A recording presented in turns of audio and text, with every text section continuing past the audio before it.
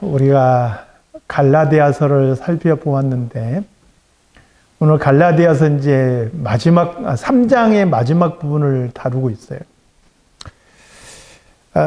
지금까지 1장, 2장, 3장에서 이야기하고 있는 것을 로마서의 두 구절을 인용해서 딱 정리를 한번 해보겠습니다. 첫째는 로마서 3장 20절입니다. 한번 같이 읽어볼까요? 자, 시작. 그러므로 율법의 행위로 그의 앞에 의롭다 하심을 얻을 육체가 없나니 율법으로는 죄를 깨달음이니라. 계속 반복한 게 이거였죠. 율법으로는 의롭다 하실 육체가 없다. 다만 율법의 첫 번째 기능대로 죄를 깨닫는 것이지 율법이 죄를 사해 줄 수는 없다. 이게 강조했던 것 중에 하나이죠. 그리고 두 번째는 로마서 3장 21절에서 22절입니다. 같이 읽겠습니다. 시작. 이제는 율법 외에 하나님의 한 의가 나타났으니 율법과 선지자들에게 증거를 받은 것이라. 곧 예수 그리스도를 믿음으로 말미암아 모든 믿는 자에게 미치는 하나님의 의니 차별이 없느니라. 이 율법과 믿음으로 말미암는 모든 사람에게 미치는 하나님의 의, 이게 지금 그리스도의 복음인 것이죠. 자, 이 율법과 이 그리스도의 복음이 서로 배치되는 것 같은데 지난 시간에 그러므로 율법은 쓸모없는 것이냐 했을 때 그렇지 않다라는 얘기를 했어요. 둘 다 하나님으로부터 나왔잖아요. 그러니까 쓰임과 목적이 다른 것이다. 이렇게 말씀을 드렸어요. 그래서 바울도 이 율법과 하나님의 복음, 이 그리스도의 복음과의 관계를 설명하는 데 있어서 굉장히 고심을 했던 것 같아요. 어떻게 이 둘의 관계를 설명할까? 율법과 복음의 관계를 어떻게 설명할까? 그러다가 바울이 찾아낸 것이 바로 초등교사라는 말이에요. 먼저 한번 오늘 본문 23절에서 25절 좀 길지만 한번 읽어보겠습니다. 자, 시작. 믿음이 오기 전에 우리는 율법 아래 매인 바 되고 계시될 믿음의 때까지 갇혔느니라. 이같이 율법이 우리를 그리스도께로 인도하는 초등교사가 되어 우리로 하여금 믿음으로 말미암아 의롭다함을 얻게 하려 함이라. 믿음이 온 후로는 우리가 초등교사 아래에 있지 아니하도다. 교리적인 내용을 담다 보니까 말들이 어려워요. 그래서 제가 갈라디아서를 지금 같이 살펴보면서 종종 쉬운 번역본들을 인용하지요. 어떤 때는 현대인의 성경을, 어떤 때는 새번역 성경을. 근데 이 말씀을 새번역 성경으로 다시 한번 보도록 하겠습니다. 자, 시작. 믿음이 오기 전에는 우리는 율법의 감시를 받으면서 장차 올 믿음이 나타날 때까지 갇혀 있었습니다. 그래서 율법은 그리스도께서 오실 때까지 우리에게 개인 교사 역할을 하였습니다. 그것은 우리로 하여금 믿음으로 의롭다 하심을 받게 하시려고 한 것입니다. 그런데 그 믿음이 이미 왔으므로 우리가 이제는 개인 교사 아래에 있지 않습니다. 바울은 율법을 초등교사라고 비유를 했어요. 개역 한글 성경에서는 몽학선생이라고, 예전에 우리가 지금 보는 성경 이전의 성경에는 몽학선생 이렇게 번역했고요. 지금 성경에서는 초등교사, 그리고 우리가 읽어본 이 새번역 성경에서는 개인교사 이렇게 번역을 했습니다. 이 번역이 정확한지는 모르겠습니다만 이 말의 원래 의미는 뭐냐면 아이를 이끄는 사람이라는 뜻을 가지고 있어요. 고대 그리스나 로마에는 노예들이 참 많았어요. 그리스 같은 경우는 특히 노예들이 농사를 짓고 생산을 다 책임지는 일을 했어요. 그럼 시민들은 뭐 하느냐? 시민들은 크게 두 가지 일을 했어요. 첫 번째는 국가가 위기 시 무장을 하고 군인이 되어서 전쟁에 나가는 일을 시민이 했어요. 노예가 전쟁을 하는 게 아니고 시민들의 의무였어요. 그리고 의무이자 권리이기도 했어요. 아무나 군인이 돼서 나갈 수 있는 게 아니었어요. 군인이 돼서 나라를 위해서 싸울 수 있는 자격은 시민에게만 주어졌어요. 자, 전쟁이 항상 있는 게 아니잖아요. 모든 생산활동은 노예들이 대신해줘요. 그러니까 시민들이 전쟁 외에 무슨 일을 했냐면 예술과 학문과 정치 활동들을 했던 거예요. 그래서 그리스에서 학문이 꽃을 피우고 예술과 문화가 꽃을 피우고 또 정치 체제가 발달할 수밖에 없었던 거예요. 자, 그런데 이 그리스뿐만 아니라 이 문화가 로마에도 고스란히 내려오게 되죠. 로마가 그리스를 점령했고 또 이 로마 역시 수많은 노예들을 통해서 생산 활동들을 이루게 된 거예요. 그런데 이 노예들이라고 해서 우리가 생각하는 무식하고 그냥 육체적인 일만 한다 생각을 하는데 노예들 중에서도 유력하고 학식 있는 사람들이 많이 있었어요. 대표적으로 로마가 그리스를 정복하고 난 다음에 수많은 그리스의 학자들이 노예로 붙잡혀 오게 됐죠.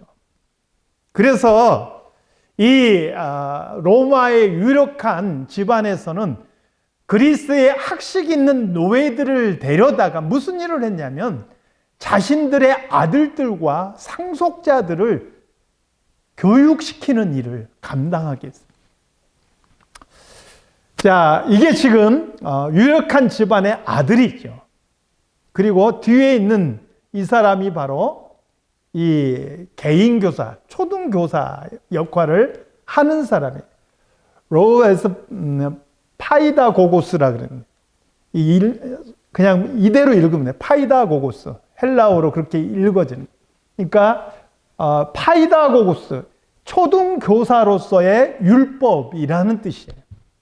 보시면 아이의 뒤를 따라다니면서 아이의 책도 들어주고 그 다음에 아이의 어떤 음악 그 악기도 들어주고 그 다음에 지팡이도 들고 이렇게 뒤를 따라다니는 일을 한 사람이 바로 이 초등교사인 거예요. 이때 아이들은 6세에서 16세 여기로 따지면 초등학생들과 중학생에 해당하는 그런 아이들입니다. 주로 무슨 일을 했느냐? 아이들을 새벽부터 잠자리에 들기까지 그냥 이 아이들과 딱 붙어서 아이들을 따라다니는 일을 했어요. 아침에 깨워서 옷을 입히고 학교 갈 때 짐 들어주고 그 다음에 위험한 일이 있으면 그거 막아주고 그 다음에 학교 가서 공부할 때 이 아이가 딴짓 못하도록 감시하는 거예요. 학교 안 가고 다른 데서 셀 때 이 초등교사가 그것도 감시하는 거예요. 이때 당시 이 초등교사 역할을 보여주는 여러 가지 유물들, 그림들이 있는데 몇 가지를 좀 살펴보겠습니다.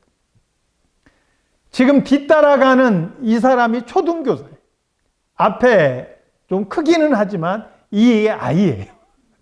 지금 이제 한 중학생 정도 돼 보이는 아이인데요. 보면 악기가 있죠. 그리고 손에 책도 있고요. 그리고 지팡이를 짚고 있어요. 아이 뒤를 졸졸졸졸 따라다니는 거예요. 자, 아이가 지금 학교에 가서 공부를 하고 있어요. 근데 뒤에 앉아서 제대로 공부하고 있는지 감시하고 있는 거예요. 그 다음에 이건 지금 그릇에 그려져 있는 초등교사의 모습인데 여기 보니까 지팡이를 들고 있죠. 여기서는 안 나와 있지만 이 그릇 뒷면에 보면 이 아이가 지팡이에 맞아서 도망가는 그런 그림이 있대요. 그러니까 뭐냐면 아이가 말을 안 듣거나 또 수업 중에 잠을 자면 뒤에서 지팡이 들고 있다 아이를 때리기도 했어요. 노예이지만 주인의 아들인데 이 초등교사 노예가 이 아이를 심지어는 때리기도 하면서 감시도 하기도 하고 또 보호하기도 하고 그런 일을 바로 이 초등교사가 했다는 거예요. 물론 부모가 좋은 뜻으로 붙여준 노예이죠. 근데 이런 과정들을 거치면서 정이 붙기도 하고 그래서 이 아이가 성인이 되어서도 이 노예 교사와 좋은 관계를 유지하는 경우도 간혹 있었을 거예요. 근데 대부분 이 아이들이 초등교사를 좋아하겠어요? 자기 감시자잖아요.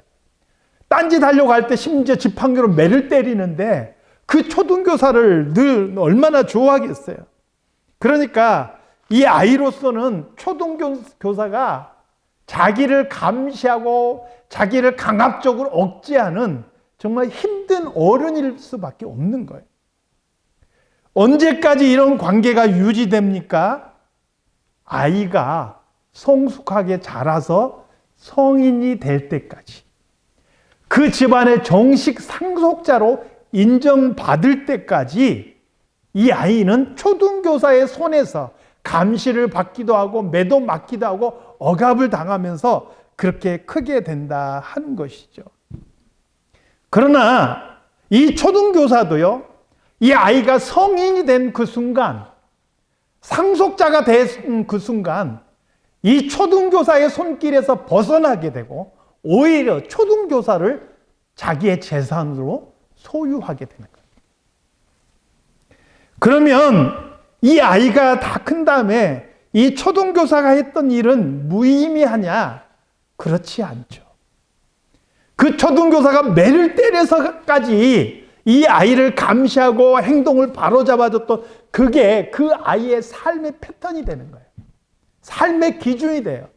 그래서 어른이 되어서도 초등교사로부터 계속 교육받고 배웠던 그런 자기의 삶의 기준대로 이 아이는 성숙한 어른으로 살아갈 수 있게 된다 하는 것이죠. 율법은 유대인들에게는 그들의 정체성과 같은 것이었어요. 유대인들의 자부심은 그들이 율법을 받은 사람이었다는 게 그들의 자부심이었어요. 이 자부심이 지나치다 보니까 복음이 온 다음에, 예수 그리스도가 온 다음에 예수를 믿었음에도 불구하고 이들 마음속에는 이방인들도 우리와 같이 율법을 받아들이고 율법을 지켜야만이 그 다음부터 믿음으로 구원받는다, 이런 생각을 하게 된 거예요. 그래서 바울은 율법은 결코 우리를 구원할 수 없다 이렇게 강조하면서도, 그러면서도 율법의 쓰임이 무엇인지를 이 초등교사 역할을 통해서 우리에게 설명하려고 한 것이죠. 율법은 의미 없는 것이 아니고 복음과 다른 쓸모가 있다. 우리가 복음을 몰랐을 때는 우리가 죄를 짓지 않도록 감시해주고 그 죄의 길을 억제해주는 그런 역할을 해주는 거예요. 그러나 복음이 오고 우리가 그 복음을 통해서 예수 그리스도를 믿게 되고, 그래서 우리가 구원받은 이후로는 우리가 더 이상 율법에 매여 있지 않게 된다는 거예요. 아이가 장성하면 더 이상 초등교사의 가르침을 받지 않고 초등교사에 매이지 않는 것처럼 우리가 예수를 믿고 난 다음에는 더 이상 율법의 그런 감시와 정죄와 억제를 당하지 않는다는 거예요. 그러나 율법이 의미가 있는 것은 뭐냐면, 우리가 예수 믿고 구원받은 이후에 이 율법의 가르침이 우리 삶의 기준이 되어서 우리의 인격이 형성되고 우리의 삶의 패턴이 되어준다는 거예요. 이게 바로 율법의 세 번째 기능입니다. 우리가 구원받기 위해서 율법이 필요한 것은 아니지만, 그러나 우리가 예수 믿는 사람답게 살아가기 위해서는 여전히 우리에겐 율법이 필요하다는 거예요. 그래서 구원받았다고 율법을 무시하거나 내가 이제는 어떻게 살아도 괜찮다라고 말하는 것은 대단히 잘못된 거예요. 우리가 구원받은 다음에는 어떻게 살아도 괜찮다. 율법은 더 이상 우리와 관계없다. 이렇게 주장했던 이단이 뭐냐면 구원파예요. 그렇지 않습니다. 우리는 구원받았지만 여전히 우리의 삶의 인격을 우리가 발전시키고 우리의 예수 믿는 사람답게 살아가는 삶의 패턴을 유지하기 위해서는 율법이 필요하다는 거예요. 이제 26절에서 29절은 지금까지 설명한 것을 근거로 해서 최종적인 결론을 내리고 있어요. 먼저 우리가 26절에서 27절을 보도록 하겠습니다. 자, 시작. 너희가 다 믿음으로 말미암아 그리스도 예수 안에서 하나님의 아들이 되었으니 누구든지 그리스도와 합하기 위하여 세례를 받은 자는 그리스도로 옷 입었느니라. 확실한 결론은 이거지요. 믿음으로 말미암아 그리스도 예수 안에서 하나님의 아들이 된 것이다. 율법이 아니다. 그런데 여기서 포인트가 어디에 있냐면 누구든지예요. 유대인만 그런 게 아니라 이방인도 그렇다라는 거예요. 애초에 지금 갈라디아서를 쓴 이유가 그거잖아요. 유대인 거짓 교사들이 이방인들은 우리 유대인들처럼 너희도 할례를 받아야 되고 먼저 율법도 지켜야만이 복음이 너희에게 의미가 있는 거다. 이렇게 주장한 것에 반대한 거잖아요. 이방인들이라 할지라도 헬라인이라 할지라도 그 누구든지 예수를 믿음으로 하나님의 아들이 되었다. 이렇게 말하고 있는 것이죠. 그리고 여기 보니까 특별히 그리스도와 합하여 세례를 받은 자라는 말이 있습니다. 여기서 그리스도와 합하여라는 말과 세례를 받은 자라는 말은 같은 의미예요. 우리가 세례라는 말의 의미가요, 죄사함을 받았다라는 의미를 가지고 있는데 세례의 또 다른 의미가 연합했다라는 의미를 가지고 있어요. 그러니까 내가 세례를 받았다는 것은 뭐냐면 나는 그리스도와 연합했다라는 의미인 거예요. 그러니까 그리스도와 합하여라는 말과 세례를 받았다라는 말은 같은 의미인 거죠. 내가 그리스도와 연합해서 그리스도께서 죄에 대해서 십자가에 죽으실 때 죄인된 박종옥이도 죄인된 나도 그 십자가에서 함께 죽었던 거고 그분이 죄에 대해서 다시 살아나셨을 때 의에 대해서 살아나셨을 때 나도 함께 살아났다 이런 의미가 된 것이죠. 그래서 예수님과 연합했기 때문에 예수님의 죽음이 나의 죽음이 되고 예수님의 부활이 나의 부활이 된 것이죠. 실상 우리 자신은요, 나를 들여다보면 내가 죄인이에요, 의인이에요? 한번 들여다보세요, 자기 자신. 내가 죄인입니까, 의인입니까? 실상은 여전히 죄인이에요. 아까 예배 전에 우리 김전 집사님이 잠깐 반주를 하는데 인내하신 구세주여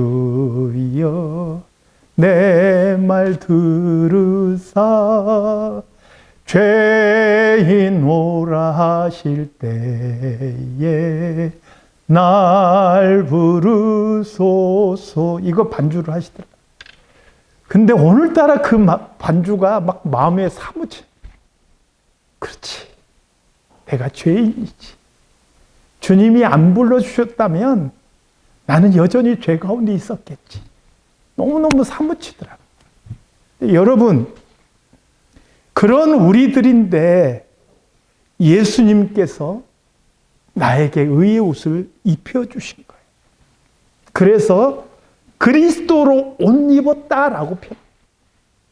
내가 의인이 아니라 그리스도로 옷을 입혀서 의인이 된 거예요. 여전히 속을 들여다보면 우리는 죄인인 거예요. 자, 이렇게 내가 뭘 해서가 아니라 믿음으로, 내가 율법을 지켜서가 아니라 오직 예수를 믿음으로 내가 의롭다 하심을 얻었기 때문에 나는 그리스도로 옷 입힌 거예요. 이 진리가 유대인에게만 해당되는 것이 아니고 이 세상의 모든 사람에게, 오늘 저와 여러분에게 다 미쳐지는 하나님의 의라는 거예요. 그래서 28절, 29절에서 이렇게 말씀해요. 우리 한번 같이 읽어보겠습니다. 자, 시작. 너희는 유대인이나 헬라인이나 종이나 자유인이나 남자나 여자나 다 그리스도 예수 안에서 하나이니라. 너희가 그리스도의 것이면 곧 아브라함의 자손이요 약속대로 유업을 이을 자니라. 그래서 저는 아까 소두에서 읽었던 로마서의 한 구절로 다시 결론을 맺고자 합니다. 로마서 3장 21절, 22절 말씀이에요. 다시 한번 읽어보겠습니다. 자, 시작. 이제는 율법 외에 하나님의 한 의가 나타났으니 율법과 선지자들에게 증거를 받은 것이라. 곧 예수 그리스도를 믿음으로 말미암아 모든 믿는 자에게 미치는 하나님의 은이 차별이 없느니라. 유대인이나 이방인이나 흑인이나 백인이나 황인족, 그 어떤 나라나 부자나 가난한 자나 자유자나 종이나 이 복음에는 차별이 없습니다. 그러므로 우리도요, 그 누구들, 그 어떤 사람이든 어떤 우리가 색깔을 가지고 그 사람을 차별해서는 안 돼요. 복음 안에서는 차별이 없는 거예요. 누구나 예수 그리스도를 믿으면 구원받는 거예요. 그 사람이 흉악한 죄인이라 할지라도 예수를 믿으면 구원 얻는 줄로 믿습니다. 그것은 마치 지금 겉으로는 의의 옷을 입고 있지만 속을 열어보면 죄인인 나 박종욱이 예수를 믿음으로 의의 옷을 입은 것과 똑같은 거예요. 그러므로 우리는 다른 형제를, 다른 그 어떤 사람을 복음 안에서 결코 차별해서는 안 된다. 이게 바울의 주장입니다. 이게 바로 성경의 가르침입니다. 사랑하는 성도 여러분, 이 복음을 지키고 이 복음 안에서 행하는 저와 여러분이 다 되시기를 주님의 이름으로 축원합니다. 하나님 아버지, 오늘도 바울이 전한 이 복음에 대해서 우리가 다시 한번 살펴보았습니다. 이 복음은 유대인이나 헬라인이나 자유자나 종이나 그 누구에게도 차별이 없이 적용된 것인데 우리가 스스로 의롭다 여기면서 다른 사람을 차별하지 않게 하여 주시옵소서. 거룩하신 예수 그리스도 이름으로 기도드리옵나이다. 아멘.